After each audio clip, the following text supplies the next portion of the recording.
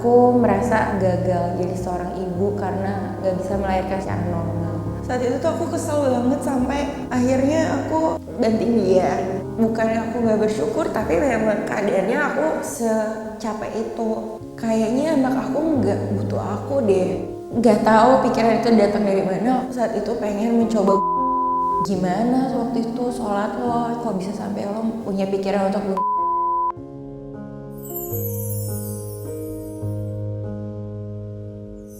Hai Bun, welcome back di Ciao With You. Di sini semua cerita bisa kamu bagikan. Aku mau nanya dulu nih, gimana nih kabar kalian semuanya sekarang? Aku harap kalian semua yang lagi nonton dalam keadaan tenang dan semoga lagi seneng juga. Di episode kali ini ada teman kita nih yang mau menceritakan apa yang pernah dia alamin. Semoga setelah kalian nonton video ini, banyak hal baik yang bisa kalian ambil. Tapi aku gak akan bosen nih untuk ingetin kalian. Kalau kalian merasa ada kemiripan nih gejala yang diceritakan terhadap apa yang kalian rasakan di rumah, atau ini menjadi trigger emosi yang berlebihan dalam diri kalian, jangan sampai kalian mendiagnosis diri sendiri. Karena akan jadi bahaya banget dan coba langsung konsultasikan ke ahlinya. Yuk sekarang kita lihat dan dengerin curhatan teman kita. Halo, aku Echa. Aku adalah seorang ibu dari 2 anak. Saat ini aku bekerja di suatu perusahaan dan aku ingin berbagi pengalamanku mengalami postpartum depression saat kelahiran anak pertamaku. Saat itu awal mulanya aku merasakan perubahan yang tidak menyenangkan itu adalah dari hari pertama aku menjadi seorang ibu. Hal itu berawal dari kelahiran anakku yang ekspektasi awal aku adalah planning aku ingin melahirkan secara normal. Namun karena ada satu dan lain hal ternyata aku harus melahirkan secara sesar. Rasanya saat itu aku merasa gagal jadi seorang ibu karena gak bisa melahirkan secara normal. Setelah itu terjadi, hal kedua yang aku alami ketika itu adalah menyusui anakku yang aku rasa adalah hal yang terberat karena memang banyak kendalanya saat aku menyusui dia. Jadi saat aku menyusui dia itu tidak selancar ibu-ibu yang lainnya. Dari mulai payudara bengkak, mulai dari putingnya lecet, terus anakku selalu minta menyusui dan sehingga aku gak bisa beristirahat. Nah itu adalah 2 hal yang aku alami di awal-awal menjadi ibu dan sangat tidak menyenangkan dan aku sangat merasa tidak nyaman. Saat itu aku mengurus anakku sendirian tanpa ada bantuan asisten rumah tangga. Jadi aku full mengurusi dia dan suamiku juga ikut membantu. Tapi rasanya ternyata tidak semudah itu ya mengurus seorang bayi di rumah, di sebuah kamar. Gak ada teman curhat atau teman berbagi, temanku cuma anak bayi ini aja. Ada satu kejadian di mana anakku waktu itu umur 4 atau 5 bulan. Waktu dia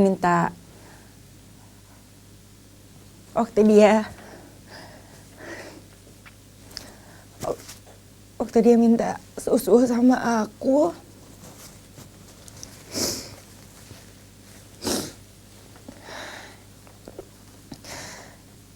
Saat itu tuh aku kesel banget sampai akhirnya aku banting dia. Suami aku lihat dan waktu itu dia negur aku. Dan memang saat itu aku udah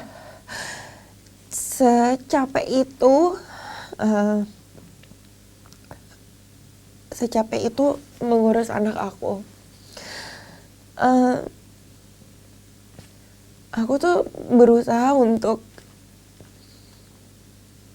menerima keadaan aku oke, aku udah menjadi seorang ibu, aku harus mengurusin anak ini, tapi memang rasanya tuh saat itu aku nggak punya support system gitu, nggak ada yang bantuin.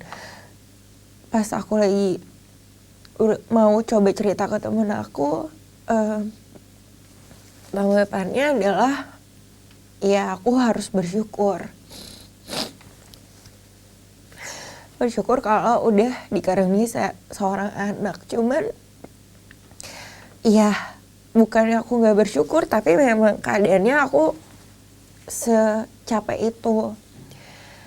Nah, dari hari itu akhirnya suamiku bilang aku disuruh untuk me time aja, pergi deh sama teman-teman aku gitu. Akhirnya aku mencari satu waktu untuk aku bisa pergi sama temanku, sama sahabatku untuk jalan-jalan. Aku menitipkan anak aku sama suami aku. Udah aku siapin juga asipnya untuk kalau dia minta susu. Dan aku bisa pergi dengan tenang. Saat itu lagi makan sama temanku, aku coba video call untuk ngecek keadaan anakku kan di rumah. Ternyata anakku ya anteng-anteng aja, tenang-tenang aja gitu. Dengan suamiku juga nggak merasa kerepotan gitu saat itu. Nah, entah kenapa yang ada di pikiran aku saat aku video call itu adalah kayaknya anak aku nggak butuh aku deh, karena dia beda banget. Waktu sama aku kok kayaknya rewel banget, kok waktu sama aku tuh aku kerepotan banget nih untuk ngurusin dia. Aku pulang ke rumah dan langsung masuk ke kamar mandi, pecah. Aku nangis banget di situ karena kayaknya tuh udah numpuk selama 5 bulanan itu aku jadi ibu. Aku ngerasa gagal, aku ngerasa gak dibutuhin, ngerasa gak bisa jadi ibu yang baik. Soalnya waktu anakku minta susu aja tuh aku sebel banget gitu, aku gak suka part menyusui itu. Akhirnya gak tahu pikiran itu datang dari mana, aku emang saat itu pengen mencoba. Aku juga gak tahu kenapa emang ada gunting di dalam kamar mandi aku. Dan emang aku hampir udah mau melakukan itu, cuman ya karena suami aku juga curiga aku lama banget ada di dalam kamar mandi. Ya udah, dia coba buka kamar mandinya dan ya dia menemui aku saat aku emang lagi mencoba untuk bunuh diri itu sih. Hal itu nggak kejadian, akhirnya ya aku bilang sama suami aku kalau aku ngerasa kalau aku gagal banget nih untuk ngejagain anak aku. Sejak kejadian itu akhirnya suami aku yang malah nyuruh untuk aku konsultasi ke psikolog untuk ya sekedar aku bisa mendapatkan tempat yang aman untuk cerita, atau juga ingin tahu ada apa nih yang terjadi, kenapa sampai aku bisa berpikiran untuk mencoba itu tadi. Memang akhirnya tegak asesmennya, diagnosanya aku memang mengalami postpartum depression. Ya hal itu terjadi pasti juga banyak faktornya, sehingga akhirnya aku dan suami aku kerjasama untuk kita sama-sama konseling bareng-bareng supaya bisa merawat dan membesarkan anakku dengan baik.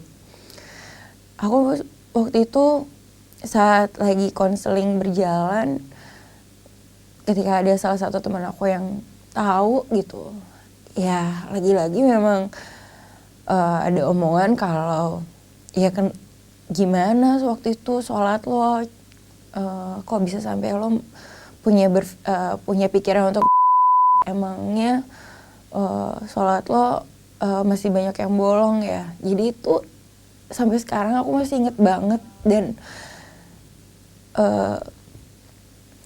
sangat membekas gitu ya, karena aku merasa ya hubungan aku dengan Tuhan tuh ya udah urusan aku aja gitu, sampai kenapa orang bisa berkomentar seperti itu gitu. Terus komentar lainnya adalah ya pasti banyak yang bilang aku kurang bersyukur, padahal aku juga bisa minta bantuan. Aku bukannya nggak mau minta bantuan, tapi memang saat itu keadaannya diri aku sendiri aja tuh lagi bingung aja sama diri aku sendiri, lagi merasa apa ya, kaget juga memasuki fase jadi ibu gitu. Aku merasa nggak siap, dan aku rasa tuh nggak tahu deh kapan siapnya. Kalau misalnya ada orang bilang ya harusnya lo bisa tunda dulu, bahkan waktu itu ada yang bilang harusnya lo menikmati pacaran dulu sama suami lo.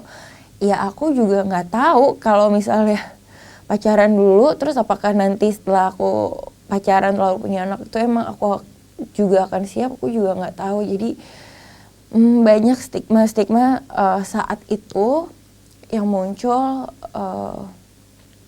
ketika aku mengalami si postpartum depression ini. Menurut Mbak Caca, untuk menghadapi omongan-omongan seperti itu, harusnya aku menanggapi seperti apa ya? Aku bingung sih, karena sampai adanya kelahiran aku yang kedua, kalau ada yang nanya nih waktu aku mengalami postpartum depression itu, juga tetap aja ada omongan-omongan yang ya kalau ada yang bilang ya kalau gue sih jadi lo nggak ke psikolog ya, kalau gue sih malah akan memperkuat ibadah gue gitu. Jadi rasanya dan sampai sekarang kadang-kadang masih membekas, apakah memang segitunya kah gue jauh dari Tuhan gitu sampai dikasih cobaan seperti itu gitu. Dan alhamdulillahnya sebetulnya kelahiran anakku kedua itu justru rasanya semua apa yang aku alami tidak menyenangkan di anak pertama itu terbayarkan sih di anakku yang kedua. Aku bisa menyusui dengan mudah, aku bisa merasakan enjoy menjadi seorang ibu. Cuman penyesalan atau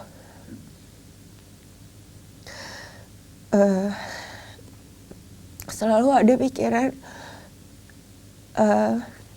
aku menyesal banget gak bisa melakukan hal-hal yang aku lakukan ke anakku yang kedua saat aku ngegedein anakku yang pertama. Jadi banyak banget momen yang terlewatkan dari dia bayi sampai dia umur 1 atau 1,5 tahun lah, karena aku benar-benar gak ingat kalau ditanya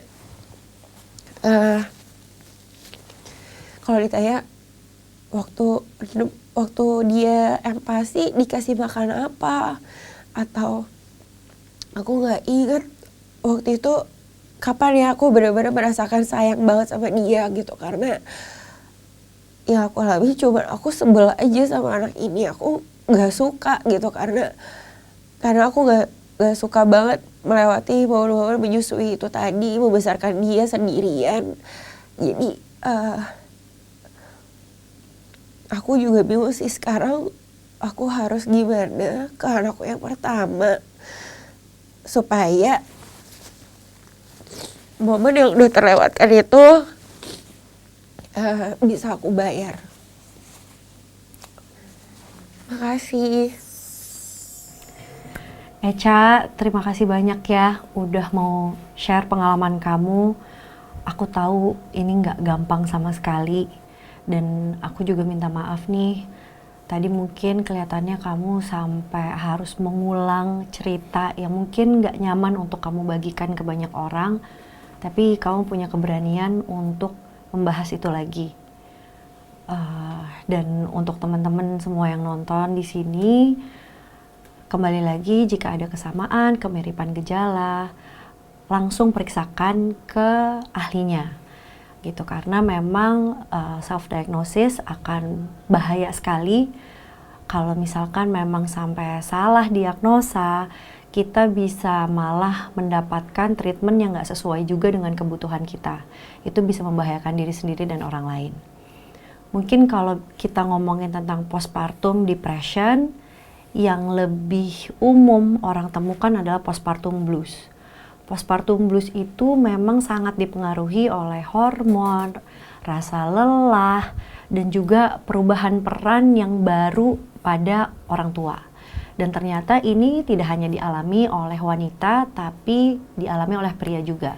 Jadi postpartum blues bisa dialami oleh ibu dan ayah gitu. Dan ketika ini rasanya sudah sulit tertangani dalam 2 minggu dan sudah dirasakan lebih dari 2 minggu, baiknya kembali lagi diperiksakan ke ahlinya agar mendapatkan treatment yang lebih sesuai dengan kebutuhannya.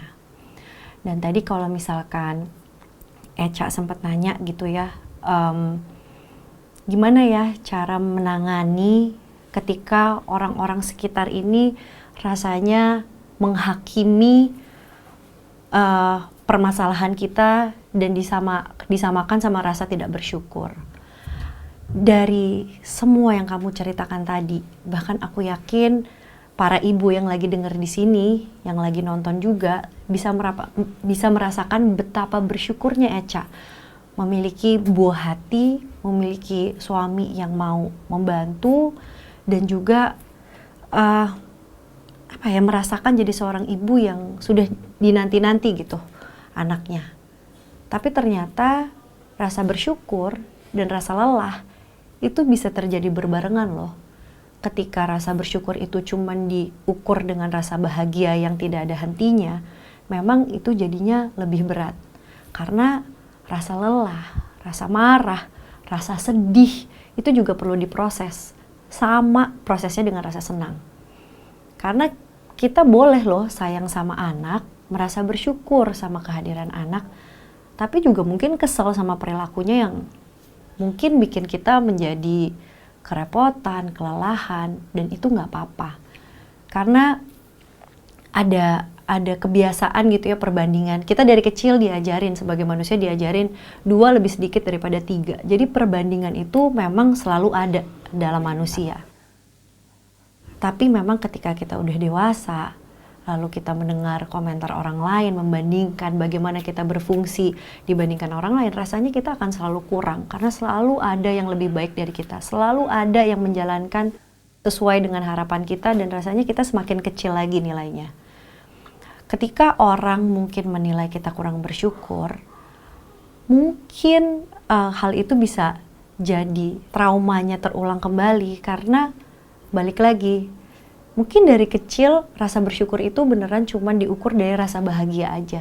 Mungkin kita tidak terbiasa mengelola rasa sedih, rasa marah, sehingga rasa marah dan sedih ini disamakan dengan tidak bersyukur gitu. Tapi kita bisa bayangin gak sih, anak-anak kita tuh perlu juga loh belajar merasakan kesedihan, rasa marah, dan kita menghargai itu bukan sama dengan rasa tidak bersyukur gitu, tapi itu memang adalah sebuah proses untuk menerima perasaan-perasaan tersebut. Bukan berarti perasaan tersebut itu benar-benar ditolak. Dan ketika kita menolak perasaan-perasaan yang mungkin selama ini selalu dilabel negatif, dia akan muncul di waktu-waktu yang salah. Dan itu yang bikin kita semakin berat untuk menerima ketika kita memiliki perasaan tersebut. Jadi aku juga salut banget sama Echa nih, untuk sudah memproses itu, untuk udah datang ke ahlinya dalam rangka membantu diri sendiri untuk bisa berfungsi jadi lebih baik. Jadi diri yang lebih baik, jadi orang tua yang lebih baik, dan juga jadi istri yang lebih baik. Dan keberdayaan kamu dalam meminta bantuan, meminta pertolongan, dan mengolah itu semua, dan kamu punya keinginan untuk memberikan yang terbaik untuk anak kamu yang pertama, jangan lupa juga untuk menghargai diri kamu sendiri yang sudah punya keberdayaan itu, dan kamu perlu lebih baik sama diri sendiri juga bahwa kamu sehebat itu. Mungkin para ibu lain yang di luar sana yang dengerin ini juga bisa salut loh. Kamu sampai sekarang ini punya anak kedua dan kamu bisa merasakan kebahagiaannya karena kamu sudah memproses itu waktu di anak pertama. Memang enggak mudah sama sekali, tapi ternyata bisa dilakukan. Karena ternyata kamu juga memiliki tilikan atau insight yang baik sama keadaan kamu dan kamu gak takut untuk minta pertolongan. Dan di situ juga ternyata peran pasangan kita juga besar banget ya ketika kita baru melahirkan dengan segala kelelahan, dengan perubahan hormon, adanya support system itu penting banget. Dan ketika kita rasanya mau menjadi ibu yang sempurna sama dengan tidak ada bantuan, ternyata itu malah bikin kita jadi merasa berkorban terus-menerus untuk anak, dan itu jadi menghilangkan rasa berharga kita kalau kita merasa ditolak atau merasa dinilai sama orang lain. Kalau misalnya kita udah bisa memenuhi kebutuhan diri kita sendiri dengan baik, atau seenggaknya dibantu sama support system kita untuk memenuhi kebutuhan kita dengan baik, biasanya kita juga jadi bisa menebarkan rasa sayang, dan apa yang kita lakukan ke anak itu bukan karena kita berkorban, tapi memang itu adalah rasa sayang yang ingin kita ekspresikan. Tapi memang untuk sampai ke situ prosesnya nggak mudah, dan itu yang perlu diterima, dan itu juga yang jadi sebenarnya itu yang jadi alasan aku mendirikan Amanasa, yaitu Family Support Center, di mana aku pengen banget membantu ibu-ibu atau para orang tua seperti Echa atau yang lainnya juga untuk bisa membangun relasi yang sehat dalam rumah tangga untuk anak-anak, untuk diri sendiri, dan juga untuk pasangan. Aku pengen banget nih, aku pernah merasakan jadi seorang ibu dan kesulitan mendapat support, bahkan untuk mengakui kalau aku butuh support itu juga sulit banget. Ini pengalaman aku sendiri. Kok rasanya aku udah belajar banyak, tapi kok pas jadi ibu aku jadi nggak tahu apa-apa. Kok rasanya jadi salah semua. Kok aku tidak bisa berkoneksi sama anak aku. Dan perasaan-perasaan itu memang nggak mudah untuk diproses. Makanya bantuan profesional itu sebenarnya tidak mengurangi keberhargaan diri kita sebagai orang tua, sebagai manusia, sebagai pasangan, dan peran kita lain-lainnya. Justru dengan kita mendapatkan bantuan yang tepat, kita bisa membantu diri kita sendiri, dan kita malah bisa menjadi bantuan bagi orang lain juga. Makanya penting banget untuk kita mencari bantuan ketika memang rasanya udah nggak bisa kita jalanin sendiri lagi. Dan untuk pertanyaan kedua, tadi Echa juga sempat tanya gimana ya caranya membayar ke anak pertama, karena rasanya pas di anak kedua itu bisa jauh lebih tenang dan bahagia ketika menjalani peran sebagai ibunya. Mungkin yang Echa perlu ingat adalah semua yang udah Echa jalanin itu yang bikin Echa jadi Echa sekarang, yang bikin Echa bisa jadi ibu yang berkoneksi dengan anaknya yang sekarang.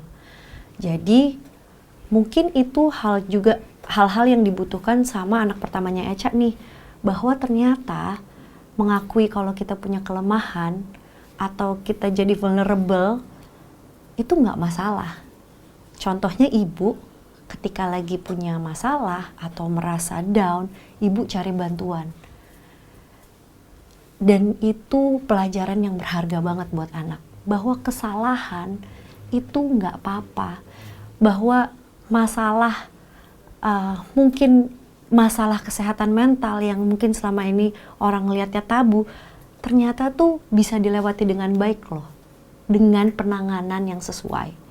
Itu bisa jadi kekuatan tersendiri juga buat anak pertamanya Echa, untuk dia juga bisa vulnerable depan kamu, depan suamimu, dan jadi lebih terbuka sama yang namanya kesehatan mental tuh memang penting banget loh untuk diakui, untuk diproses, dan untuk diperbaiki.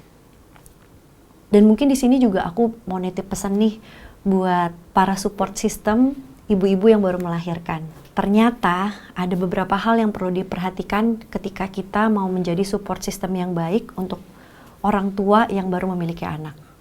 Yang pertama, yang dibutuhkan ibu baru melahirkan adalah istirahat yang cukup. Karena itu penting banget. Kita yang bukan ibu aja, atau kita lagi menjalankan peran kita tidak sebagai ibu aja, ketika kita kelelahan, keberfungsian kita bisa terganggu.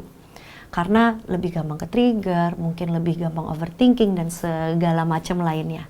Setelah kita tidur cukup, ternyata lebih mudah ya membuat keputusan yang benar, ternyata lebih mudah ya mengelola emosi. Jadi yang pertama, istirahat yang cukup. Coba kita bantu para ibu baru untuk mendapatkan istirahat yang cukup. Yang kedua, jangan lupa juga nih untuk para ibu yang baru melahirkan, sempatkan untuk merawat diri. Untuk merasakan keberhargaan diri, nggak cuma validasi dari orang lain aja, tapi dari diri sendiri dengan kita merawat diri sendiri. Luangkan waktu untuk mandi, untuk mungkin yang suka dandan-dandan, mungkin yang suka rapi-rapi dan merasa cantik dengan caranya sendiri, itu juga bisa dilakukan. Jadi untuk kembali merasa jadi diri sendiri, menyayangi diri sendiri, sehingga kita bisa menyayangi anak kita dengan lebih baik lagi. Yang ketiga, jangan lupa juga ini yang mendasar, makan dan minum yang bergizi. Karena kalau misalkan kita kurang makan, kurang minum, dehidrasi, banyak banget juga yang terpengaruh dari situ. Ketika kita merasa sakit sebenarnya, tapi kita nggak mau ngerasain karena balik lagi kita merasa berkorban untuk anak, ujung-ujungnya kita tidak bisa memprioritaskan nih mana yang lebih baik buat anak dan mana yang sebenarnya nggak segitu baiknya. Dan itu akan sulit menjalani sehari-hari dengan cara berpikir yang sehat ketika kita kurang makan dan minum yang bergizi. Yang keempat, ini mungkin perlu di-highlight juga. Untuk para ibu baru, jangan sungkan untuk meminta bantuan. Mungkin rasanya kalau kita minta bantuan kayak, apa saya ibu yang gagal ya tidak bisa merawat anak saya sendiri. Tapi percaya deh, ketika kita rela minta bantuan, mungkin itu juga bisa jadi contoh buat anak kita bahwa kita juga mau kok bantu mereka ketika mereka kesulitan dan mereka nggak perlu melakukan semuanya sendiri di dunia yang mereka belum tahu dan masih harus belajar. Yang kelima, ibu yang baru melahirkan juga perlu mengelola perasaan dengan aman dan nyaman. Makanya kalau sulit didapatkan dari orang sekitar, bisa coba cari bantuan profesional. Dan untuk balik lagi nih, support sistemnya mungkin kadang-kadang sebagai ayah kita juga, makanya ada banyak ayah juga yang mengalami postpartum blues sampai postpartum depression karena mungkin merasa kesulitan memahami apa yang terjadi, kemudian merasa frustrasi, nggak tahu gimana cara bantu istri dan cara bantu anak, jadinya rasanya semakin sulit semuanya. Jangan lupa juga buat para ayah, cari bantuan profesional ketika dibutuhkan. Dan untuk support system lainnya nih, kalau misalkan mau bantuin ibu yang baru melahirkan, mungkin kita harus pikirin gimana caranya bikin mereka merasa aman. Ketika mereka lagi butuh berkeluh kesah, mungkin mereka tidak minta pendapat gitu. Justru pendapat-pendapat itu yang bikin mereka merasa lebih down lagi dan jadinya membandingkan dirinya sama orang lain. Jadi ketika kita mau menjadi support system yang baik, dengarkan dengan penuh empati, kebaikan, dan juga compassion. Tujuannya biar kita jadi tempat yang aman dan dia juga tidak merasa bersalah atau dihakimi sama apa yang terjadi pada dirinya. Mungkin itu aja udah cukup daripada kita ngasih pesan-pesan atau kita ngasih nasihat yang bikin dia merasa semakin buruk terhadap dirinya sendiri. Dan itu penting banget tuh, karena kalau misalkan kita sampai bikin ibu yang baru melahirkan itu punya pikiran-pikiran yang buruk terhadap dirinya, kita nggak pengen juga hal-hal yang buruk terjadi padanya gitu. Jadi tawarkan telinga gitu, bukan opini. Lalu juga kalau misalkan kita mau bantuin, tanyakan dulu juga gitu, apakah apa yang dibutuhkan, apa yang mungkin dia lagi butuhnya istirahat. Oke, mungkin bantuannya lebih jagain anaknya, atau mungkin yang lagi dibutuhkan makan enak, beri waktu untuk ibunya makan enak, daripada kita sibuk datang-datang cuma lucu-lucuin anaknya, terus abis itu megang-megang anaknya gitu, terus kita pulang gitu aja gitu. Dan kasih waktu juga untuk ibu melahirkan, untuk recovery. Jadi nggak harus lo langsung buru-buru datang ke rumah sakit gitu ya, karena bisa jadi itu nggak terlalu nyaman juga. Balik lagi, setiap orang beda-beda. Ini bisa didiskusikan langsung sama tiap ibu atau ayah yang baru melahirkan anaknya.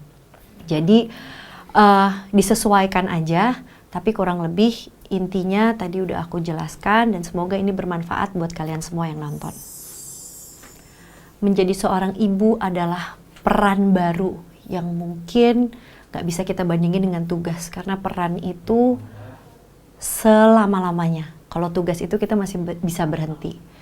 Dan kita pasti mensyukuri banget anugerah yang sudah kita punya, tapi memang perasaan-perasaan lainnya perlu diproses lebih dalam lagi.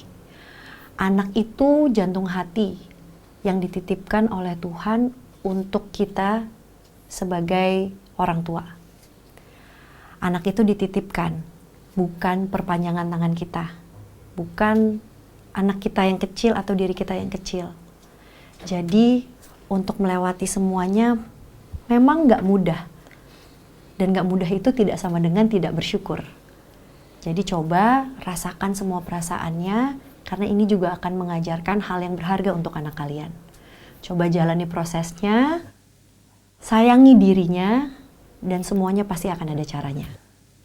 Hai ibu, hai ayah, sayangi dirimu sendiri dulu, kemudian sayangi anakmu, karena kelak mereka akan menyayangi kalian ketika mereka dewasa nanti. Aku Caca Tengker, sampai bertemu lagi di episode Ciao With You selanjutnya.